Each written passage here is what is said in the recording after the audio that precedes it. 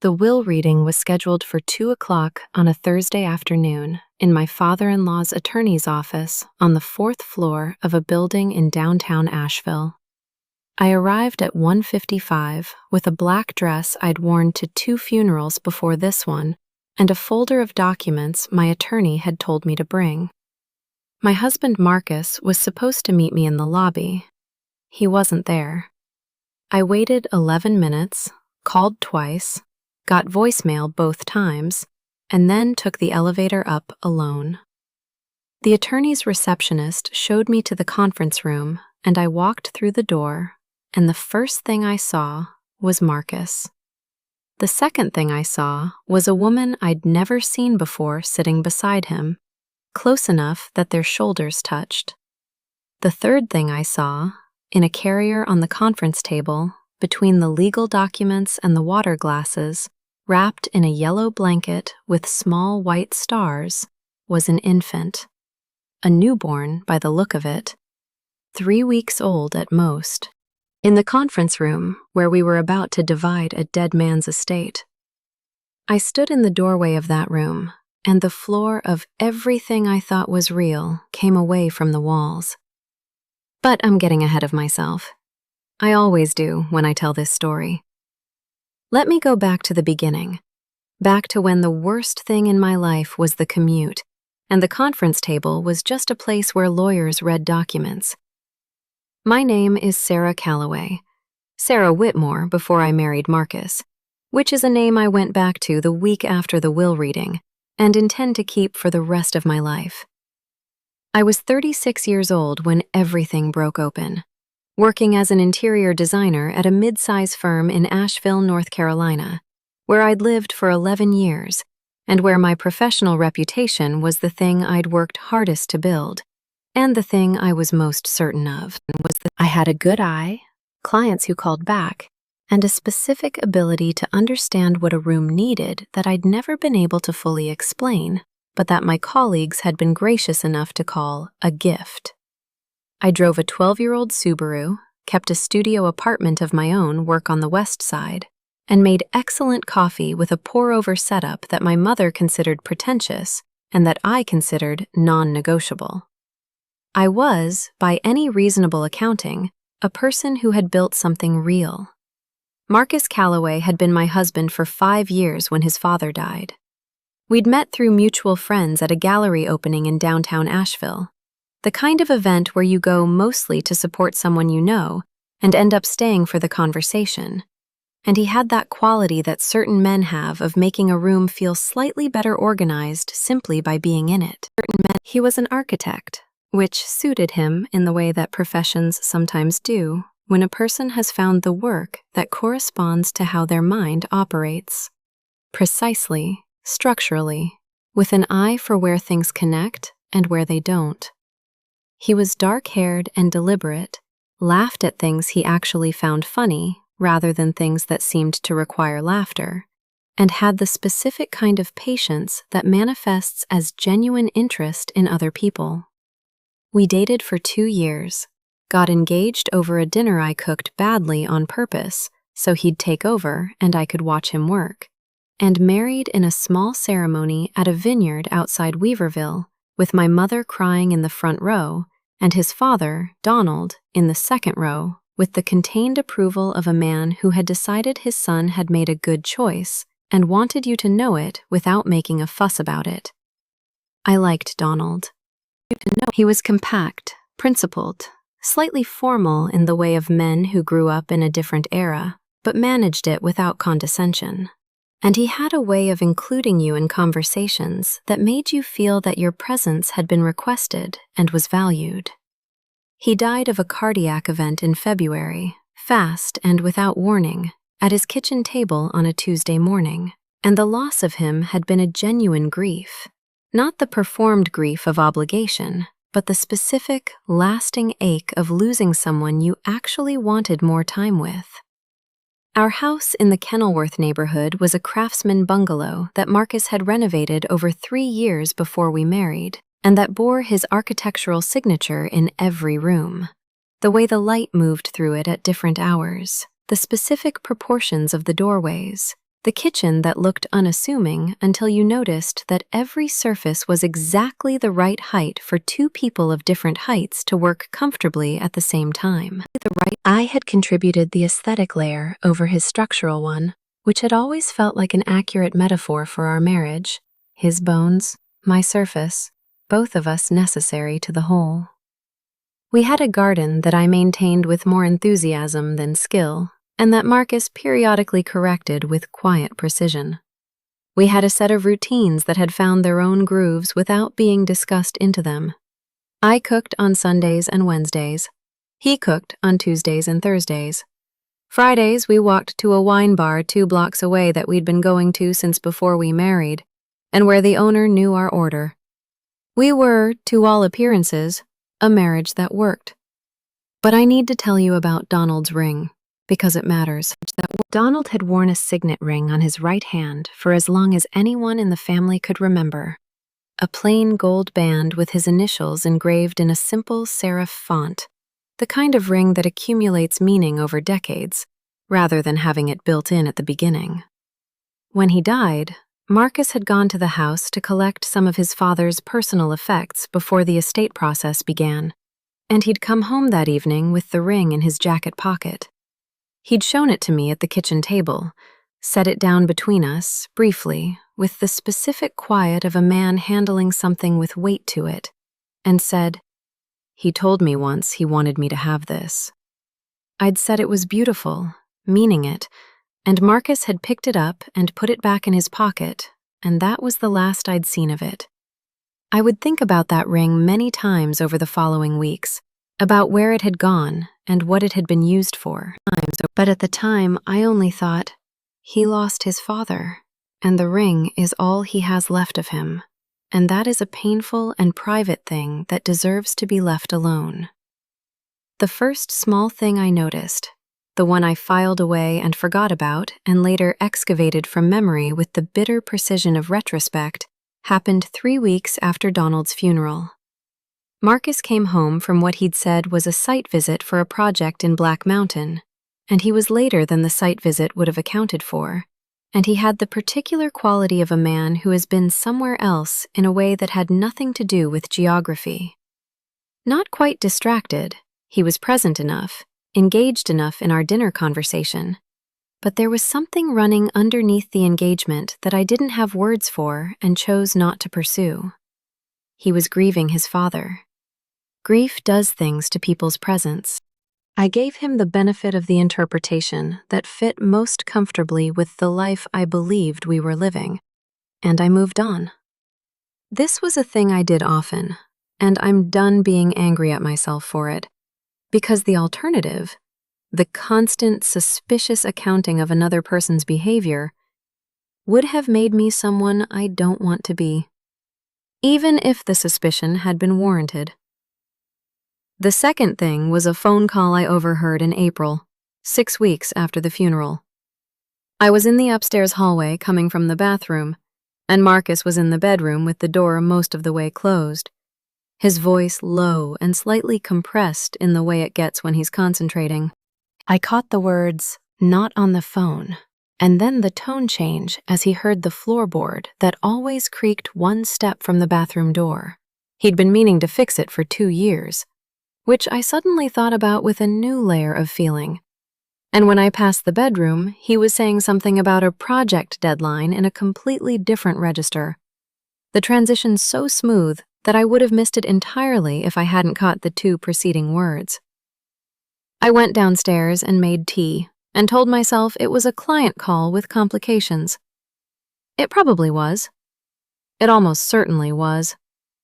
I drank the tea and went back to my work, and didn't think about it again for 3 weeks, when a second phone call made the first one memorable. That second call happened on a Sunday afternoon in late April, a day when we were both home, theoretically doing our respective weekend work. Marcus at the drawing table in his study, and me at the kitchen table with fabric samples and client notes. He left the study at 2:30, walked past me in the kitchen without the usual brief stop, the hand on my shoulder, the glance at what I was working on, the small domestic acknowledgement that had been his habit for 5 years. and went out the back door. I heard his voice from the garden for perhaps 7 minutes. Not the words, just the register. Low, quick, the voice of a man covering distance fast. When he came back in, he said he'd needed some air, and he made coffee for both of us, and the rest of the afternoon was entirely ordinary. But I had noticed the shoulder, the absence of the hand.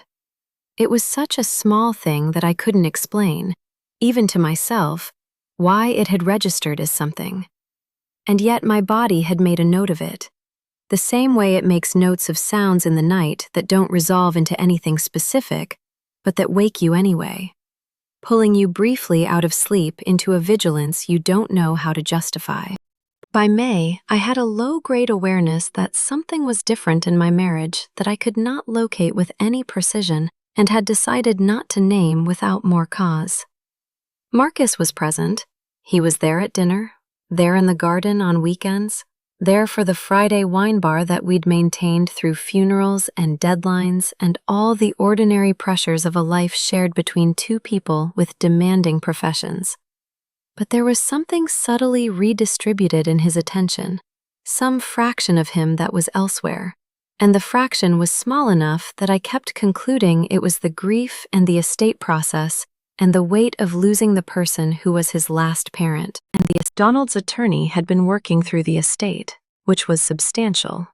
A house in Kenilworth, a commercial property in Weaverville, investment accounts, personal effects, and the process had been taking longer than expected due to complications I didn't know the details of because Marcus handled the communications with the estate attorney, and I had respected the boundary of what felt like his private grief. This respect, I would later understand, had been used against me. Not cruelly. Marcus wasn't, in the end, a cruel person, but deliberately, and with the specific efficiency of someone who had needed me not to look at something and had found the most effective way to ensure I didn't. The call from Donald's attorney, a man named Robert Greer, came on a Wednesday morning in June. I was at the firm, between client meetings, when Robert's assistant called my cell and said Robert needed both Marcus and me present for the formal will reading, which had been delayed due to the complexity of the estate documents, and could we come Thursday at 2? I said yes, of course, and texted Marcus immediately. Attorney called. Will reading Thursday 2 p.m. He responded 20 minutes later with, "I'll be there." 4 words with no punctuation. The kind of text you send when you're managing something that has just become more complicated than it was. I want to tell you about Thursday morning, because Thursday morning was the last ordinary morning of the life I'd been living, and there is a specific quality to final, ordinary things that only becomes apparent after the fact. I made coffee at 7 with the pour-over setup, 2 cups, left Marcus's on the counter with the coffee-to-water ratio he preferred, which I knew after 5 years, the way you know the things that have become automatic. He was already at his drawing table when I came downstairs. He'd been up since 5:30, which wasn't unusual during heavy project phases, and he was studying something on his screen with the focused, forward-lean quality of a man whose mind is elsewhere even when it's working. He took the coffee without looking up, said thank you, and I stood in the kitchen for a moment before my first sip, watching him, thinking, he looks tired. He's been tired since February. This will be over soon. The estate will close, and we'll get back to whatever the ordinary version of this is. I believe I had that thought specifically because I've turned it over many times since, and it still sounds like me. The version of me who was making reasonable interpretations of insufficient data and living in the gap between what I knew and what was actually true. I arrived at Robert Greer's office at 1:55, as I told you at the beginning, and walked through the door of the conference room at 2 o'clock and saw what I saw. Let me tell you what it was like to see it, because I didn't go through it quickly, and I'm not going to compress it for you now. The first thing I registered was Marcus, who was already seated at the conference table, and who looked up when I came in with an expression that I had never seen on his face before. Not guilt exactly, not yet, but the specific expression of a person who has been dreading a moment for a long time and is now watching it arrive and finding that the dread was insufficient preparation. Then I registered the woman. She was perhaps 32, with light brown hair and a composed, watchful face, wearing a dark blue blouse that I noticed because of the way it coordinated with the carrier on the table, which was yellow with white stars, and the observational part of my brain that I bring to interiors and fabrics noted the coordination before the rest of my brain finished understanding what it was looking at. And then I saw the carrier, the infant inside it, small and new in the particular way of things that are very recently in the world, its face the scrunched, considering face of a newborn who has not yet sorted out the sensory landscape it's been delivered into. I stood in the doorway. The room was very quiet. Robert Greer, a man in his 60s with the contained, professional calm of someone who has navigated many difficult family situations, was standing behind his chair at the head of the table. His paralegal, a young woman named Tess, was seated to his left with a legal pad. Two other chairs were occupied by people I didn't recognize, a middle-aged man and woman who turned out to be witnesses to the original document. And at the table, between the witnesses and the lawyer, were Marcus and the woman with the brown hair and the baby in the yellow carrier with the white stars. "Sarah," Marcus said, and my name in his mouth had a sound in it I didn't recognize, a texture that had no analog in 5 years of him saying it. I walked to the table. I chose the chair across from him rather than beside him, and I saw the small movement this produced in his face. The almost imperceptible adjustment of a person who has been braced for one thing and received something adjacent to it instead. I sat down. I folded my hands on the table instead. I looked at the woman, who was looking at me with an expression I would spend a long time afterward trying to categorize. Not hostile, not triumphant, not ashamed, but something that was a mixture of all of those things in proportions I couldn't immediately calculate. And then I looked at the infant, who was sleeping with the complete, unperturbed ease of a person who has no context for any of this, and therefore no reason to be troubled by it. And I thought, how old is that baby? "Before we begin," Robert Greer said, with the careful, deliberate tone of a man who has been thinking about how to open this particular meeting for some time, "I want to acknowledge that there are some matters related to the estate that I was asked by Donald Calloway to present in this context, at the will reading, because he believed that everyone who has an interest in the estate should be present when the full nature of that interest is clarified." He paused, with the specific pause of a lawyer who is choosing his next words with the precision they require.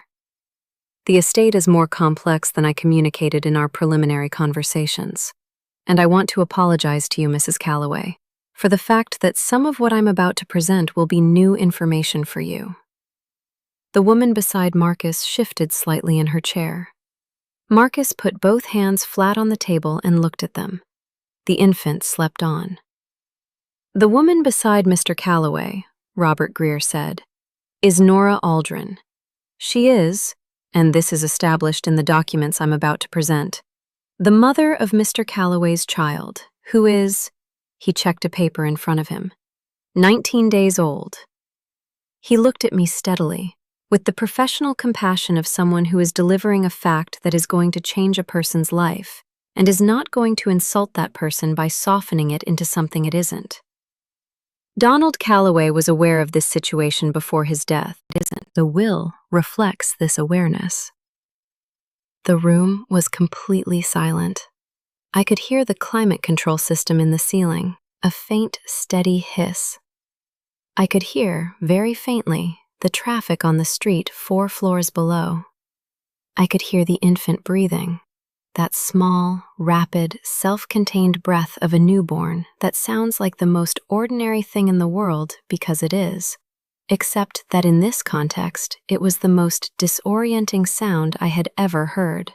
Because the infant was breathing in the air of a room where I was supposed to be receiving my father-in-law's estate. And the infant was in that room because someone had decided it had a reason to be there, and I had not been told. And the yellow stars on the carrier swam slightly in my vision and then steadied. I looked at Marcus. He was still looking at his hands. He had not looked at me since he'd said my name when I came in. His jaw was set in the way it sets when he's decided something and is not going to unmake the decision. And I knew that expression from 5 years of marriage and understood, in this specific context, exactly what it meant. He had known this meeting was going to be this, and he had let it be this. And the decision to let it be this, rather than to tell me before it was this, was itself the final answer to whatever questions I still had about the marriage. He had chosen to let me walk into this room without knowing what was in it. He had calculated that this was easier for him than the alternative. Whatever he was to me now, whatever I was going to need to do to handle what came next, he had made his own answer clear before I'd said a single word. "I'd like to take a 5-minute break," I said, and my voice came out with a steadiness that surprised everyone in the room, including me. Robert Greer nodded immediately. Of course. I stood up. I picked up my bag immediately. I walked out of the conference room and down the hallway to the restroom at the end of it, and I went inside and locked the door and stood at the sink with the cold water running over my wrists. Not my hands, just my wrists, the way you cool a temperature. And I looked at my own face in the mirror above the sink. I looked at it for a long time. My face was the same face it had always been, which should have been self-evident, and which nonetheless surprised me. The fluorescent light above the mirror was slightly too bright and slightly too blue, the way restroom lights in professional buildings tend to be, and my reflection in it had the particular flatness of something seen without its usual context. I turned off the water. I dried my wrists on a paper towel. I put the paper towel in the trash. And then I did the thing that I had decided, somewhere between the chair and the hallway and the restroom door, I was going to do. I called my attorney. Her name was Diane Prescott, and she was a family law attorney in Asheville, whom I had consulted once before, not for Marcus, but 2 years earlier, when a business partnership dispute had briefly touched on marital assets, and I'd wanted to understand my position. She answered on the 3rd ring, and I told her, in approximately 90 seconds, standing in a law office restroom with cold water still faintly on my wrists, what I had just walked into. She was quiet for 4 seconds, I counted, and then she said, "Are you still in the building?" I said yes. She said, "Don't sign anything. Don't agree to any postponement without talking to me first. I need you to ask Robert Greer for copies of all the estate documents before you leave that building today. And if he declines, I want his reasoning in writing. Can you do that?" I said yes. She said, "Call me the minute you're out of there." I said I would. I hung up. I looked at my face in the mirror one more time. I said, out loud, to my own reflection, in the empty restroom of a law office on the 4th floor of a building in downtown Asheville, "Okay." And then I went back down the hall to the conference room and sat back down in my chair and said, "I'm ready." What Robert Greer presented over the next 40 minutes was, in its way, a document of 2 things simultaneously: Donald Calloway's final wishes and the full shape of what my husband had been doing for the past 14 months. The will itself was formally structured: house in Kenilworth to Marcus, commercial property in Weaverville to be liquidated and split, investment accounts divided. But its most significant element was an addendum, executed 6 weeks before Donald's death, that Donald had added after Marcus had disclosed to him the existence of Nora Aldrin and the pregnancy. The addendum established a trust for the child, a fund of $400,000 designated for education and living expenses, held in the child's name and administered by Robert Greer's office. Donald had known. Donald had known for at least 6 weeks before he died, and in those 6 weeks, he had adjusted his estate to reflect the reality his son had presented to him, and he had said nothing to me. Not at the dinner I'd made the week before his death, when we'd all sat around the kitchen table and talked about a renovation project he was planning. Not at the brief call we'd had the week he died, about whether I'd send him the name of a contractor I'd worked with. He'd held this information across all of those ordinary moments and distributed none of it to me. And the specific quality of that, the deliberate, sustained withholding by a man I had liked and respected, and believed liked and respected me, was in some ways the most disorienting element of the afternoon, because it meant the betrayal was wider than the room I was sitting in. I took notes. This is a thing I do when I'm managing something difficult. I write, because writing requires attention, and attention is the thing I most need to maintain when the world is trying to reorganize itself without my consent. I wrote down figures, dates, names, the structure of the trust, the timeline implied by the addendum execution date. My handwriting was completely steady. Marcus, across the table, watched me write with the expression of a man who is registering something he hadn't anticipated and is recalibrating in real time. Nora Aldrin watched me write with something I finally identified, after several minutes of observation, as relief. The specific relief of a person who has been dreading a scene and is discovering that the scene is going to be something other than what they feared. The infant slept on in its starred carrier, indifferent to everything, breathing its small, rapid breaths. When Robert Greer finished, he asked if either party had questions. I had several, all of which were specific, financial, and answerable from the documents in front of him. Marcus had none, which told me he already knew everything Robert had just presented, which I had already understood, but which the confirmation of landed anyway, with the specific weight of something that you've expected and that still arrives with force. Nora had one question, about the administration of the trust, which Robert answered. Then Robert asked me to sign a receipt, confirming I'd been present for the reading, and I said, with the pleasant steadiness that I had maintained throughout this entire meeting, and that was going to carry me until I was somewhere private enough to stop maintaining it, my attorney has advised me not to sign anything today. I'll have her reach out to your office. Robert Greer nodded, as though this was entirely reasonable. Because it was. Marcus looked at me, finally, directly, for the first time since I'd come in. Sarah, he started. Not here, I said. Not now. I stood up, picked up my bag and my notepad, and looked at him across the conference table with the documents and the water glasses and the infant carrier and the yellow stars between us. My attorney will be in contact with yours. I looked at Nora Aldrin, who looked back at me steadily, and I said nothing to her because there was nothing to say. She had not been my problem to manage before, and she was not my problem to manage now. Then I walked out of the conference room and down the hall, and into the elevator, and out of the building.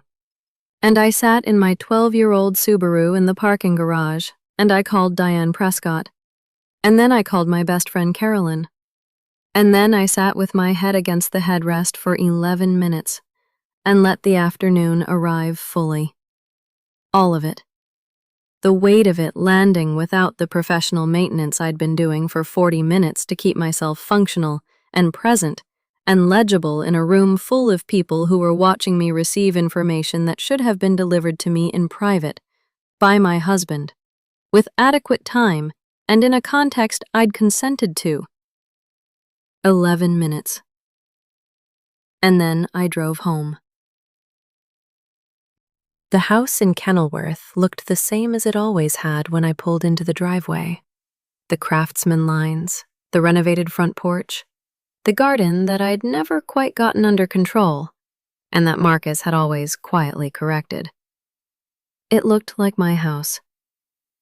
I sat in the driveway for a moment before going in, looking at the front door, thinking about the first time I'd walked through it, when Marcus had brought me to see the renovation in progress, and I'd moved through the half-finished rooms, understanding for the first time that the structure of how he thought was as visible in his architecture as his face was in the light. I had loved this house from that first visit, not as a thing that was his and might become ours, but as an expression of a person I wanted to know better. The house hadn't changed. I was the one standing in a different relationship to it. Marcus came home at 6:30, which was later than I'd expected, and the delay had told me something. That he'd gone somewhere else first, or that he'd sat somewhere for a while calculating, or both. He came in through the front door with his keys already in his hand, not hung on the hook by the door where they always went, just held, and found me in the kitchen with a glass of water I wasn't drinking and the notepad in front of me that I'd been adding to since I'd gotten home. The kitchen lights were on. The house was otherwise dark, which I hadn't noticed until he walked in, and the contrast between the lit kitchen and the dark living room registered in his face as something. He stood in the kitchen doorway with his keys in his hand and looked at me. I looked at him. The refrigerator hummed. The clock above the stove ticked. Between us on the table were my notepad, my glass of water, and a copy of the estate addendum that Robert Greer had provided before I left. The document that listed the trust, the amount, the child, the date of execution 6 weeks before Donald's death. Marcus's eyes went to it and stayed there for a moment before coming back to me. "Say it," I said. Not unkindly, just flatly, because I had been in that conference room for 40 minutes and in this kitchen for 4 hours, and I needed him to begin whatever this was so I could get through it. He put his keys on the counter, not on the hook, on the counter, the specific small disorder of a man who is not in his ordinary functioning, and sat down at the table. He sat in his usual chair, the one with his back to the window, which seemed important somehow in the way that small positional choices do when everything else is uncertain. He put his hands on the table, and I thought of him doing the same thing in the conference room, and I thought about how many things I had seen him do in this kitchen, at this table, that I was now going to have to recontextualize, and I chose not to think about that yet, and to stay with the room I was in. "Her name is Nora Aldrin," he said, even though I already knew this. "We met at a conference in Charlotte 14 months ago." He paused, with the pause of a man organizing a confession that he's been organizing for some time, and that is not coming out in the order he'd organized it. "I didn't mean for it to become—" He stopped. "That's not useful. What I mean is that it wasn't something I planned. Most things that ruin marriages aren't things people planned," I said with the same flatness. "They're things people chose, repeatedly, over time, and didn't stop choosing." "When did you know about the baby?" His jaw moved. "October." October was 8 months ago. October was when I'd bought a new set of throw pillows for the living room, and Marcus had said they were perfect, and we'd had dinner with Carolyn and her husband, and laughed at something I don't remember now. October was when Donald had still been alive. October was the entire fall and winter and spring, and I had been in this house and in this marriage and in this life through all of those months. And Marcus had known about a child that was coming into the world from a woman who was not me. And he had sat at this table and eaten dinners and said throw pillows were perfect, and I had not known. "Did your father know?" I asked. He looked at the addendum. "I told him in January." He sat at this table in February, I said, 3 weeks before he died. We had dinner. He talked about the renovation project. He helped me move the hutch. I kept my voice level. He knew. Marcus looked at the table. The silence that followed was the kind that says everything through its own refusal to be filled.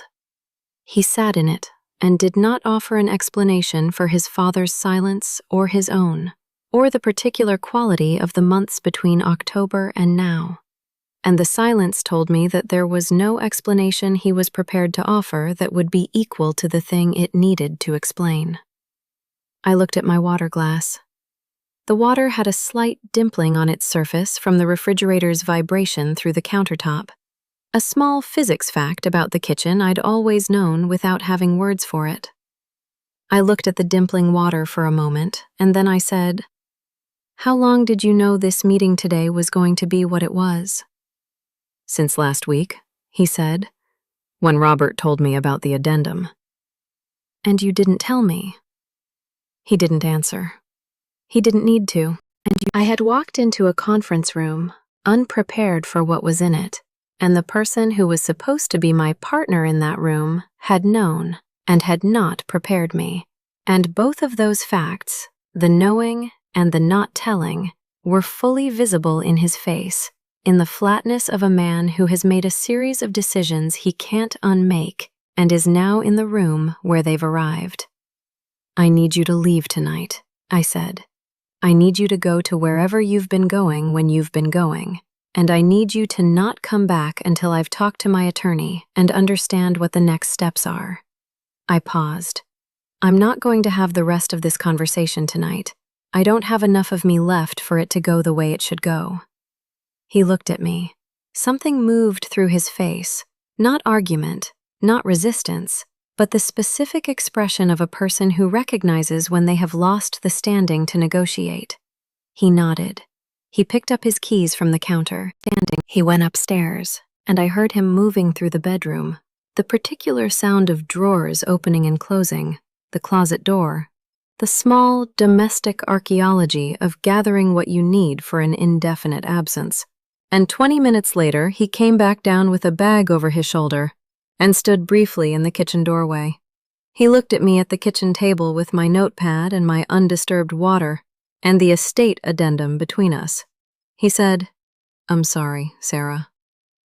I looked at him with the full, direct attention I'd been giving everything tonight, and I said, "I know you are. It doesn't change what happened." He left. The door closed. The house settled into a silence that was louder than any sound it had made all evening. I called Carolyn at 9 o'clock from the kitchen table. She answered immediately, which meant she'd been waiting, which meant the 4 hours since I'd called her from the parking garage had been 4 hours of her sitting with her phone and deciding not to call me, because she'd decided I needed to be the one to call. This was exactly what I'd needed, and I told her so. I told her everything. The conference room, Nora Aldrin, the carrier with the yellow stars, the addendum, Donald knowing, October, the conversation I'd just had in this kitchen. Carolyn listened without saying anything except, twice, a single syllable that meant, "I hear you," rather than anything else. When I finished, she said, "Where is he now?" I said he'd left. She said, "Are you alone?" I said yes. She said, "I'm coming." I said I didn't need her to come tonight. She said, "I know you don't need me to. I'm coming anyway." She arrived at 10:15 with a bottle of wine she didn't open, because we both knew that wine wasn't what tonight was for. And she sat with me at the kitchen table until 1 in the morning, while I went through everything again, more slowly, letting it arrive in the order it needed to arrive. And when she finally left, she hugged me at the door for a long time without saying anything, and that was the right thing, the exactly right thing. And I stood in the doorway, watching her taillights turn at the end of the street, and then went back inside to the house that was going to need to become mine in a different way than it had been. I didn't sleep. This was not a dramatic or a romantic insomnia. It was simply the very practical inability to be unconscious when my brain was working through a problem that had a specific shape and required a specific response. I sat in the kitchen until 3, then the living room until 4:30, then the kitchen again with the coffee maker on at 5, and I worked through what I knew and what I needed to know and what I was going to do with both. I was not, by 5:30 in the morning, the woman who had walked into Robert Greer's conference room at 2 o'clock the previous afternoon. That woman had been operating on the incomplete information that she was living one kind of life. I was operating on the complete information that I was living a different one. And the difference between those two positions is not just the knowledge. It is the specific reorientation that the knowledge requires. The reassembling of your understanding of every previous moment through the lens of the actual facts, which is its own kind of work, and which I was doing systematically, carefully, without drama, the way I approach any project that requires both technical precision and aesthetic judgment. I was taking apart something that had been built with me in it. I was going to rebuild it without the parts that had turned out to be false. At 5:45, I looked at my phone and called Diane Prescott's office and left a message asking for a 9 o'clock appointment. At 6, I made a second cup of coffee and stood at the kitchen window looking at the garden. Marcus's garden, technically, the one he'd planted before I arrived and that I'd been maintaining without fully understanding his intentions for it. And I thought about what was mine and what was his, and what those categories were going to mean when the legal process was finished. The house was in both our names, which I knew and which Diane had flagged in our parking garage call as the first thing we needed to address. The business my design firm occupied, a separate LLC in my name, was not a marital asset, and I had the documentation to establish this clearly. It was not my income, my client relationships, my professional reputation, mine. What was mixed and required untangling, the joint accounts, the shared investments, the life we'd assembled out of both our resources over 5 years.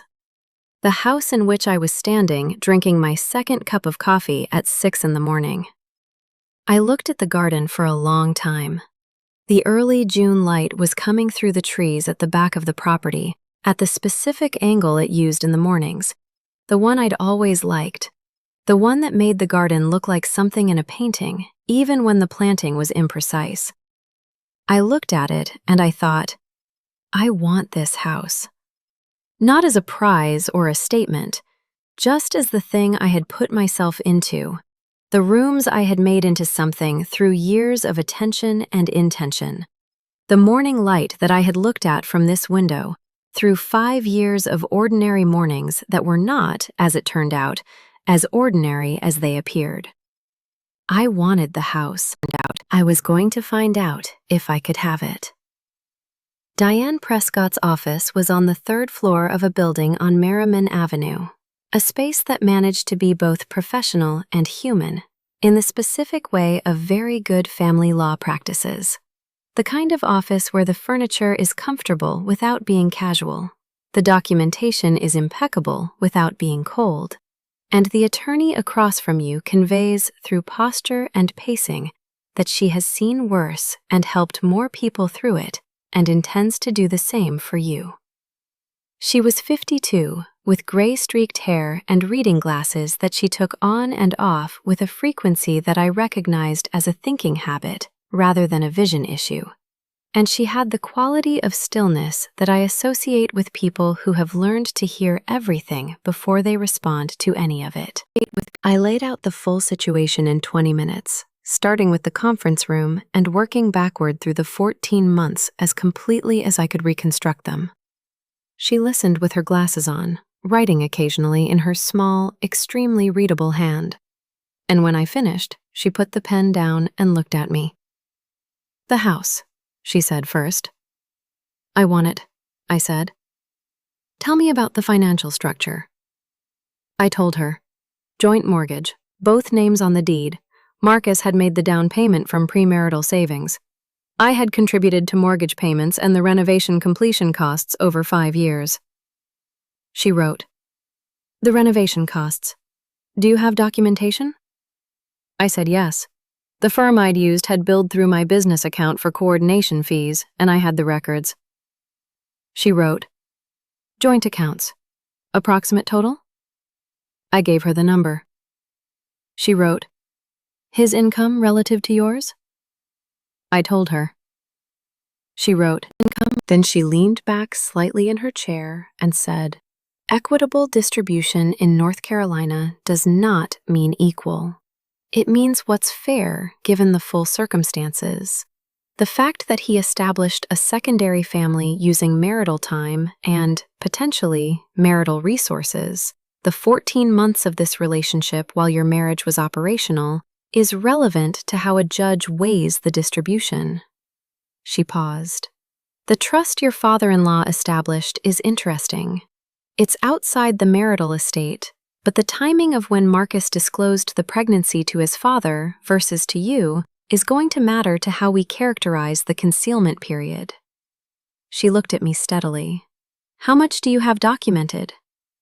I put my folder on her desk.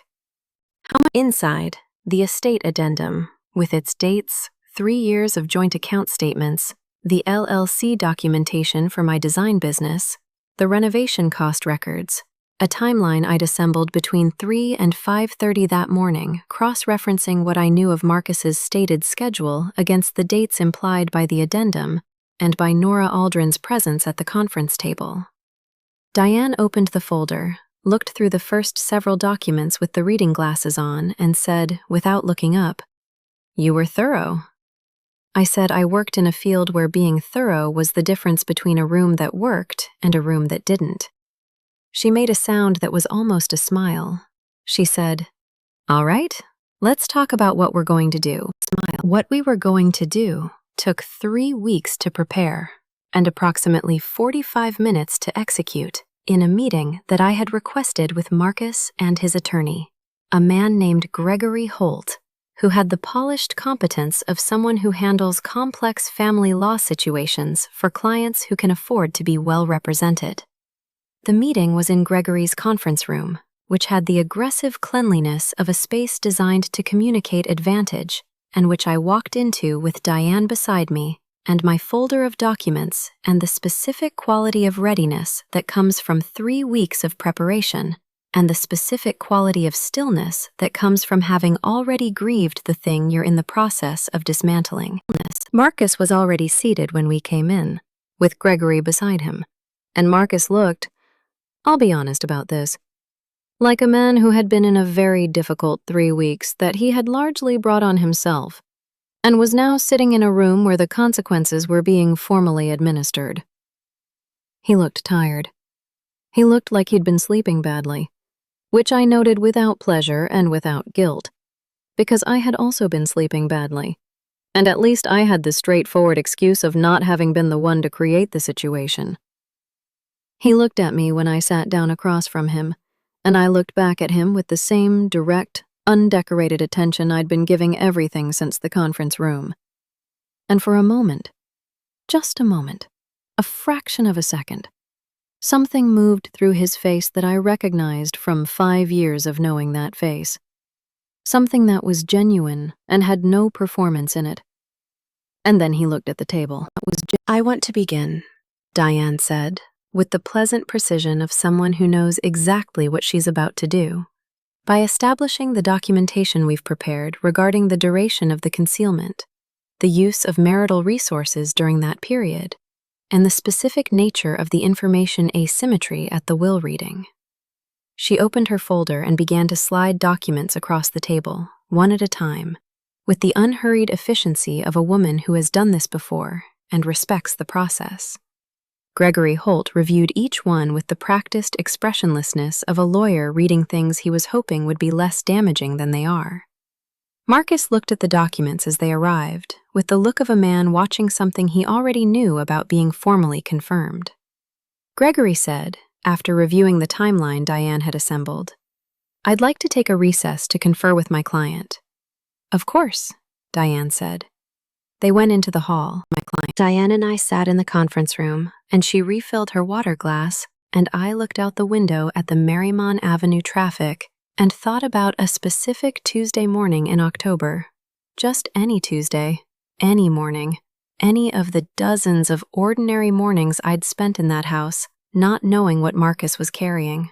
And then I stopped thinking about it because that direction wasn't useful, and I was trying to stay with the room I was in. When Gregory and Marcus came back, Marcus sat down and folded his hands on the table and looked at me and said, "What do you want?" Not his attorney to my attorney, him to me, directly, the way we'd always talked in the kitchen, at the table where I'd maintained the house accounts and he'd reviewed project drawings and we'd argued pleasantly about paint colors and whether the garden needed a new bed on the east side. Directly. Like the people we had actually been to each other, underneath whatever the last 14 months had also been. I looked at him. "The house," I said. "I want the house. I want the joint accounts divided equitably with weight given to the concealment period. I want my business assets clearly documented as separate. And I want this done without a trial, because a trial is expensive and public, and neither of us benefits from it." Gregory started to say something, and Marcus put up one hand, the same gesture I'd seen him use in meetings when he'd decided to speak for himself, and said, "The house is yours. I'm not going to fight that." Gregory's face did something controlled and professional that meant he would have preferred to be consulted on that statement before it was made. Marcus continued, "Whatever Diane and Gregory work out on the accounts is fine. I just need to know you have what you need." The room was very quiet. Diane was writing something. Gregory was recovering his professional composure. And I sat across the table from my husband of 5 years and thought about everything that had been true about us and everything that had turned out to be less true than I'd believed. And I said, "I'll have what I need." And that was the end of the substantive part of the negotiation. Because sometimes, the person across the table from you knows exactly what they owe you, and the only remaining question is the paperwork. The divorce was finalized in September, 3 months after the conference room. The house was transferred entirely into my name in a process that took 4 weeks, and that I followed with the focused attention I'd been giving everything since June. Because the house being mine in the complete, documented legal sense of the word was the thing I had decided on, and I was not going to let any step of the process pass without my full understanding of it. The joint accounts were divided, with the weighting Diane had argued for, which reflected the concealment period and the inequity of what I'd been given in that conference room. And the final number in my accounts, when the process was complete, was enough to be the foundation of whatever came next. Marcus moved into an apartment in the River Arts District, which I learned through Carolyn and which I received without particular feeling in either direction. Nora Aldrin and the baby, whose name I eventually heard through the same channel, was James Donald Calloway, the middle name for his grandfather, lived in the apartment in Black Mountain that Marcus had apparently been maintaining for the better part of a year. What happened to that relationship after I was no longer in it was not something I tracked, because it was not my business, and because I had enough of my own life to attend to. What I attended to in those months was the house, not as a consolation or a project or a distraction, but as the thing itself, the thing I had wanted and worked for and named and was now going to inhabit fully, without the qualification of its being also someone else's. I changed the interior of the guest room, which had been Marcus's study, and which I renovated with the specific satisfaction of a person who knows exactly what she wants a space to be, and has no one's preferences to negotiate with. I rearranged the living room in a configuration I'd been thinking about for 2 years, but had put aside because it conflicted with the arrangement Marcus preferred. And the new configuration was better, It let more morning light reach the corner that had always been slightly dim, and it changed the proportion of the main wall in a way that made the ceiling feel higher. I fixed the garden wall, and this took longer than everything else because the garden had been built on Marcus's aesthetic rather than mine, and redesigning it was a more fundamental undertaking than rearranging furniture. I spent 3 weekends pulling up and replanting, not erasing what was there, but translating it into something that was mine rather than an inheritance. And when it was done, it looked different, and it looked right. Carolyn came to dinner in October, 4 months after the conference room, and 1 month after the divorce was final, and we sat in the kitchen at the table where I'd sat with my notepad on the night Marcus left. And she looked around at the living room visible through the doorway, and the garden visible through the window, and said, "It looks like you." I said I thought so too. She said, "Good." She said it the way she says things when she means something larger than the word, and I let it land the way it was intended and didn't need to say more about it. We ate and talked about her daughter's new school and a client project I was working on and a book we'd both read. And the evening was the kind of ordinary evening that is not diminished by the fact that something large has recently happened, but is, in its own right, enough.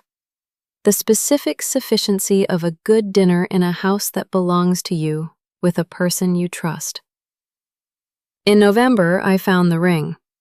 It was in the back of the top drawer of the dresser in the master bedroom, a drawer that had been Marcus's, that I'd cleared out after he left and replaced with my own things, but imperfectly, because I'd missed this one item in the back corner under a folded bandana. Donald's signet ring. The gold band with the initials in serif font that Marcus had shown me at the kitchen table the evening of the funeral, and said his father had wanted him to have. It had been here all along, in the back of a drawer, not worn, not given away, just in the house. I turned it over in my hand for a while, thinking about Donald at the kitchen table the week before he died, talking about renovation projects, helping me move the hutch, thinking about what he'd known and hadn't said and why, and whether the ring in the drawer was a thing Marcus had left behind on purpose or forgotten or somewhere in between. I thought about it for a long time, and then I did something I hadn't planned. I put the ring in an envelope, addressed it to the trust administrator at Robert Greer's office with a note that said simply, "For James Donald Calloway when he's old enough," and mailed it the following morning. The ring had been Donald's. The child had Donald's name. It seemed right that they should eventually be connected. And it seemed right that I should be the one to make that connection happen. Not because anyone had asked me to, but because it was the correct thing to do with an object that had been left in my house with no clear purpose.